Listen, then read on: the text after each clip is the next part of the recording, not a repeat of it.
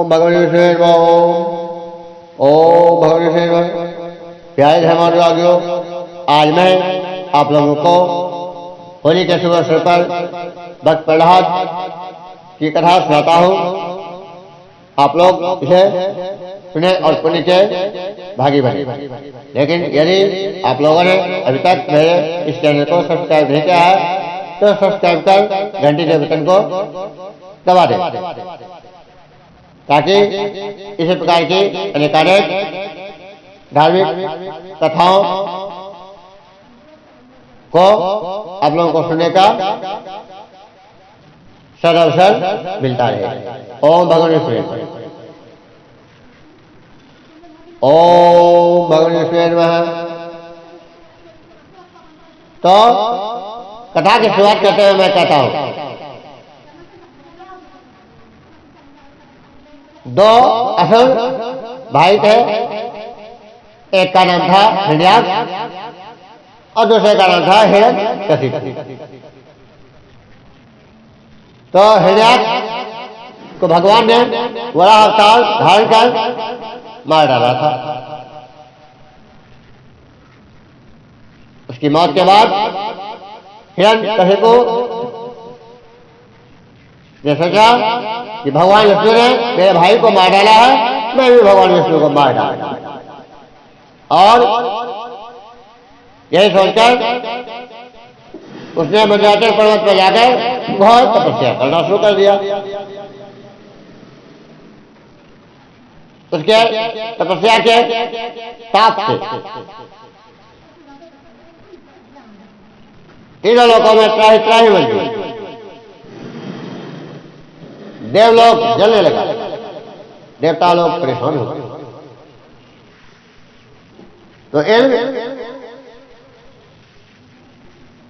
ब्रह्मा जी के पास जाकर बोले, हे पितामह,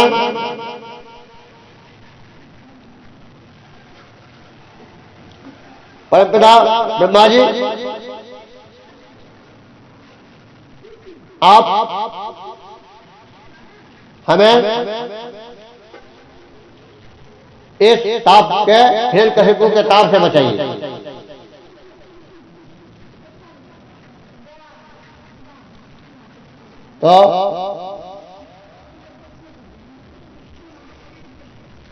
तो फिर भगवान ब्रह्मा ने कहा, ठीक है, तुम लोग जाओ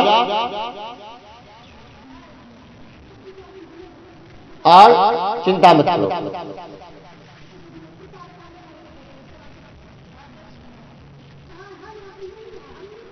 तो फिर इस प्रकार वो तपस्या करने लगा और ब्रह्मा जी उसको वरदान देने के लिए पहुंच गए। ब्रह्मा जी ने कहा, वरदान मांगो, मैं तेरी तपस्या पर बहुत प्रसन्न हूं। हिरण्यकशिपु ने कहा कि मुझे अमर होने का वरदान दीजिए। ब्रह्मा जी ने कहा, नहीं, ऐसा नहीं होगा, जो जन्म लेता है उसे मरना ही पड़ता है। अमर का वरदान मैं नहीं दे सकता, तुम दूसरा वरदान मांग लो। तो उसने कहा, ठीक है, ऐसी बात है, तो आप मुझे ऐसा वरदान दीजिए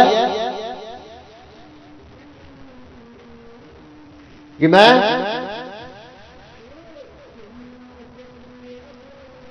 न दिन में मरूं, न रात में मरूं, न सुबह मरूं, न शाम में मरूं, न दोपहर में मरूं,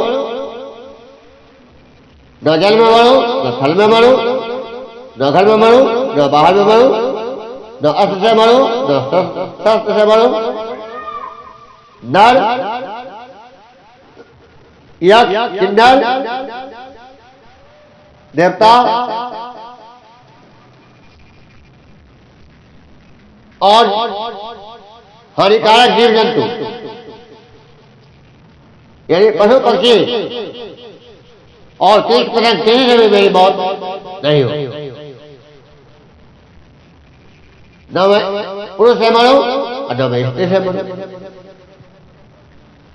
और साल के 12 महीने में से किसी महीने में मैं नहीं मरूं। तो भगवान ने कहा तथास्तु और ब्रह्मा जी ब्रह्मलोक चले गए उसको वरदान देकर। इधर हुआ तपस्या से अलग हो गया क्योंकि उसे वरदान मिल गया था। वह सोचने लगा कि मैंने तो ब्रह्मा जी को ठग लिया।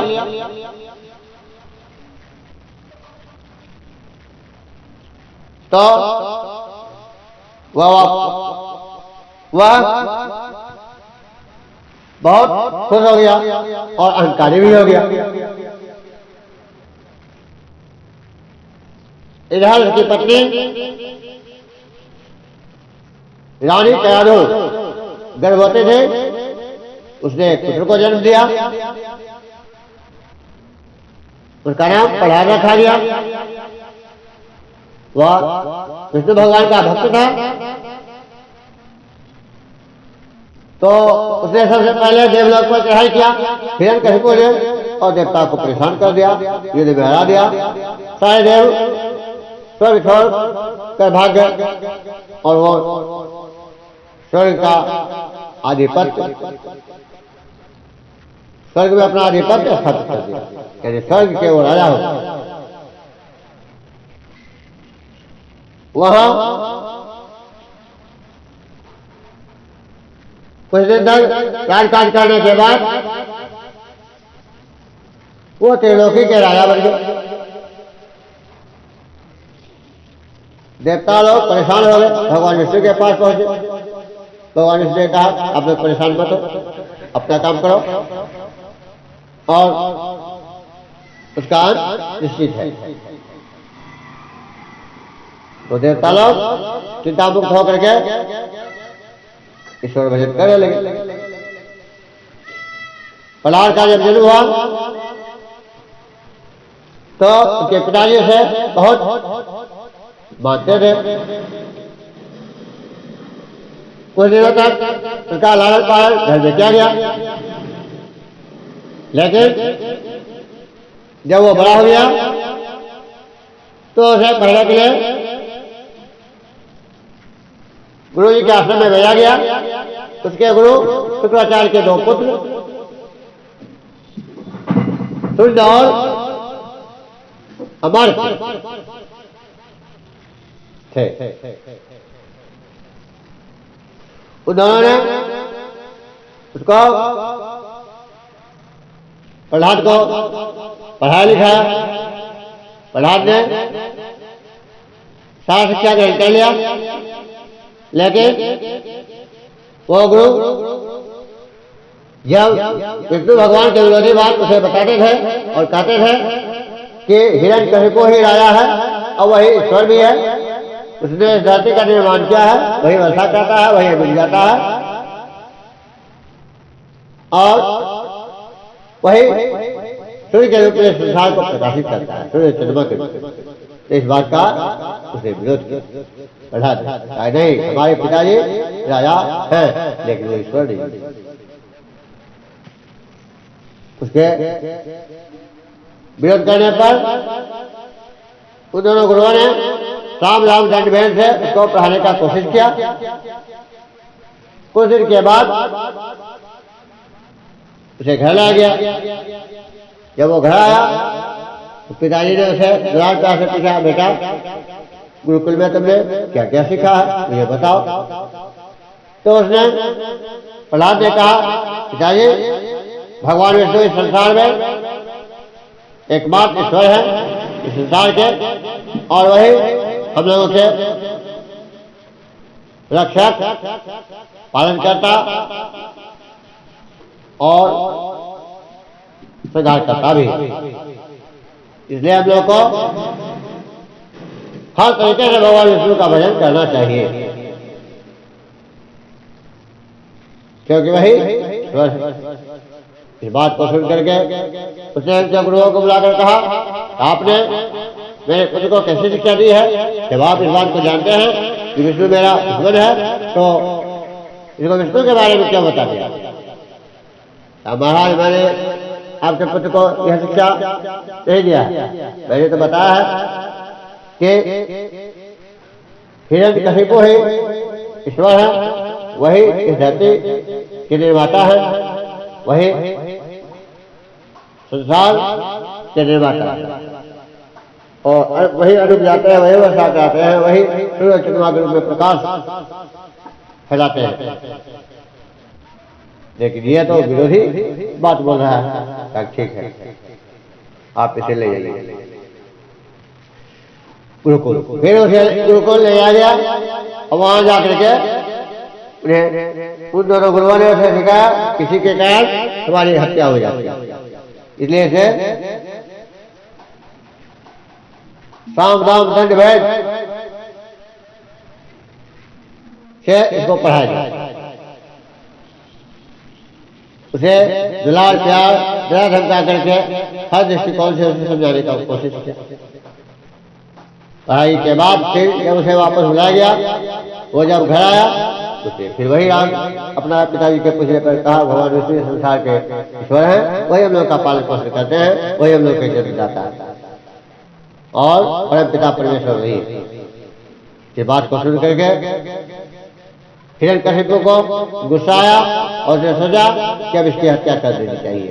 उसने गुरु जी को कहा कि ठीक है, अब मैं इसे खुद पढ़ाऊंगा, आप लोग जाइए। और उसने सोचा कि यह मेरे दुश्मन का नाम जपता है, इसलिए इसको मार ही डालना चाहिए। तो उसके मारने के विचार से, प्रहलाद को मारने के विचार से उसे जहरीला सर्प के सामने उसे डाला गया। जहरीला सर्प उसे पुकार, दूसरे पुकार मारते हुए उसके पास आया और उसे उसके पास आकर के वापस चला गया, क्योंकि सर्पों ने सोचा यह तो भगवान विष्णु का भक्त है। सर्पों ने उसे नहीं डसा। पागल हाथी के सामने उसे डाला गया तो पागल हाथी ने भी उसे नहीं कुचला। उसे पर्वत पर से गिरा गया तो भी वो बच गया। उसे गर्म तेल में डाला गया, खोलाकर उसमें भी वो बच गया, और उसे कालकूट विष का पानी भी कराया गया, तो वह भगवान विष्णु का नाम लेकर के वह कालकूट विष को भी पी गया और उसकी मौत नहीं हुई। इस प्रकार अनेक प्रकार की कोशिश करने के बावजूद भी प्रहलाद की मौत नहीं हुई। तो उसके पिताजी ने सोचा कि जब उसके पास कुछ विशेष शक्ति है जिसके कारण यह हर बार बच जाता, तो हिरण्यकशिपु की एक बहन थी होलिका, उसे एक वरदान प्राप्त था कि वो आग में नहीं जलेगी। इस बात को उसने अपने भाई से कहा तो भाई ने सुना कर दिया, लेकिन जब उसे प्रत्यक्ष दिखा दिया कि आग मुझे नहीं जला सकती है तो उसे विश्वास हो गया और उसने कहा कि मैं भैया मैं प्रहलाद को खुद जला दूंगा। तो पिता आप आदेश दीजिए। तो अनेक तरीके से समझाने के बाद हिरण्यकशिपु तैयार हो गया और उसने आदेश दिया कि जलावन का इंतजाम किया जाए, जलावन का ढेर लगाया जाए। जलावन का ढेर लगाया जाए, यानी लकड़ी का ढेर, और उसके ऊपरी सिरे पर होलिका बैठ गया। फिर प्रहलाद को उसके गोद में डाल दिया गया और प्रहलाद को गोद में लेकर के बैठी, और फिर इस प्रकार नीचे उस लकड़ी के ढेर के नीचे चारों तरफ प्रहलाद की मां दया भी थी। प्रहलाद हिरण्यकशिपु तो था ही, और जितने भी असुर थे सारे लोग जो भगवान विष्णु के दुश्मन थे वो लोग भी थे। उसमें लकड़ी के ढेर में आग लगाया गया और प्रहलाद की मां दयालु प्रहलाद प्रहलाद कहते हुए चिल्लाने लगी और वह बेहोश हो गई। तो उसको वहां से हटाया गया और आग धो धो करके जलने लगा। लेकिन होलिका जो ठाका मार के हंस रही थी, भक्त को जलाने के लिए थी, भगवान के भक्त को, उसी के शरीर में आग लगी और होलिका ही धुनु करके जलने लगी। होलिका कराहने लगी कि मेरे साथ अन्याय हुआ है, वरदान, मेरा वरदान फलीभूत नहीं हुआ।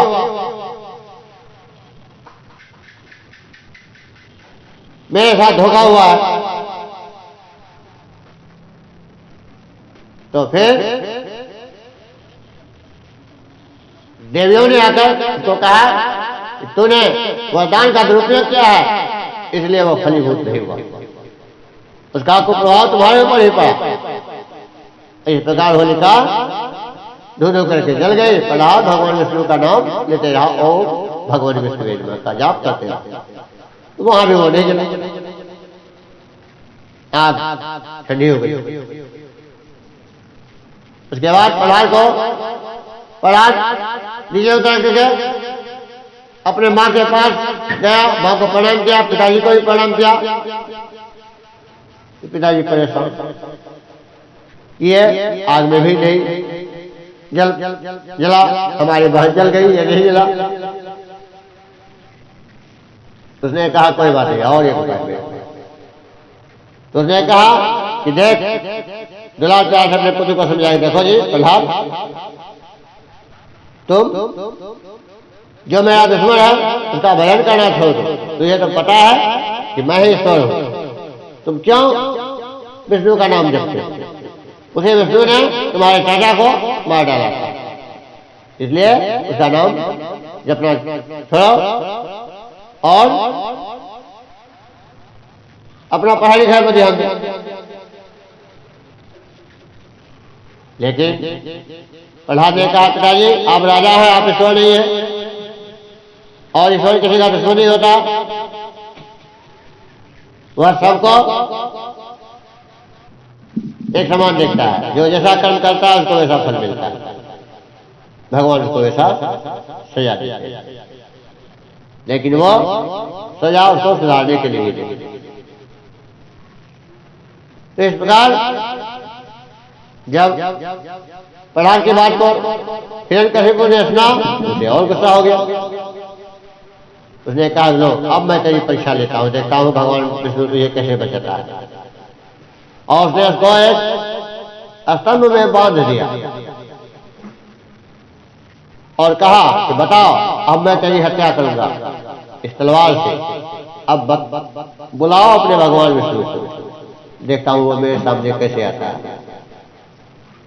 कहां है तेरा भगवान विष्णु? तो प्रहलाद ने कहा, पिताजी भगवान विष्णु फंस गया, यहां भी है। कहां है? यहां का इस तलवार में है, आपके शरीर में है, मेरे शरीर में है, इस स्तंभ में भी है। भगवान विष्णु हंस गया। जैसे ही उसने उसे मारने के लिए तलवार लिया और हाथ ऊपर उठा उसको मारने के लिए दौड़ा, इसी बीच स्तंभ फट गया और उसे जोरदार ये आवाज में वो स्तंभ कड़कड़ा गया, फट गया और उसे एक नरसिंह के रूप में भगवान प्रकट हुए। बोलो नरसिंह भगवान की जय। और वो नरसिंह भगवान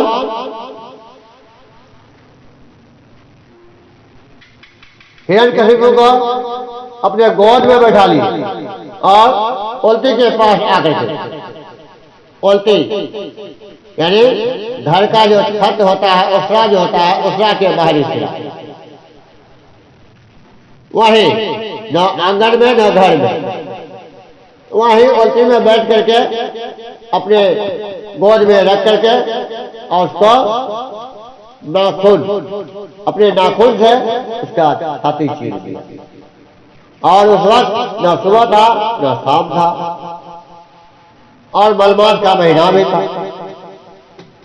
न अस्त्र से न शस्त्र से, तो नाखून से, न नर से न पशु से, न नर या नारी मनुष्य पशु, तो नरसिंह के रूप में। इस प्रकार उसने उसको मार डाला। बोलो नरसिंह भगवान की जय। और उसको मारने के बाद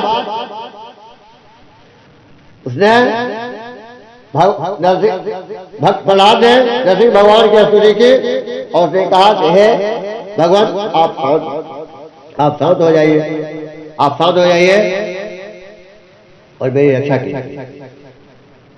तो नरसिंह भगवान ने उसको गोद में लेकर के एक आसन में जाके बिठा दिया और आशीर्वाद के तौर पर उसके सिर पर हाथ रखा और कहा कि भक्त प्रहलाद तो राज्य करो और भगवान का भजन भी जपते रहो और तुम्हारे पिताजी की भी मुक्ति हो गई है। इस प्रकार भक्त प्रहलाद तो बच गए और उसको मारने वाला उसके पिताजी की भी मौत हो गई और होलिका तो मर ही गई, जो गलत कर्म में सहायक बनी थी। तो बोलो भक्त और के भगवान की जय, भक्त प्रहलाद की जय, नरसिंह भगवान की जय। भगवान विष्णवे नमः।